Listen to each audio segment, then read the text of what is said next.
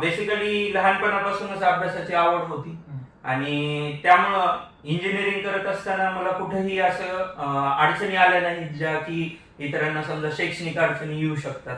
तर त्या ठिकाणून 4 वर्षानंतर मी इन्स्ट्रुमेंटेशन अँड कंट्रोल इंजिनिअरिंग मधनं युनिव्हर्सिटीमधनं 3rd रँक मिळवून माझं इंजिनिअरिंग कम्प्लीट केलं आणि त्यासोबत सोबत मला त्या कॉलेजमधनं कॅम्पस प्लेसमेंट भेटलं होतं.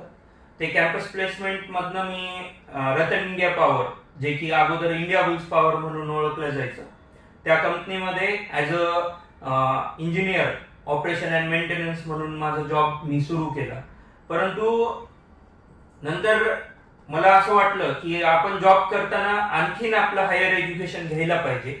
तर ते हायर एज्युकेशन घेण्यासाठी मी भारतातील सुप्रसिद्ध असं जे मॅनेजमेंटचं कॉलेज आहे ज्याचं नाव IMT गाझियाबाद, तिथून माझं मार्केटिंग मॅनेजमेंट मधनं PGDM कम्प्लीट केलं आणि मार्केट्स अँड मार्केट रिसर्च या कंपनीमध्ये 1 वर्ष मी ॲज अ मार्केट रिसर्चर म्हणून जॉब केलेला आहे.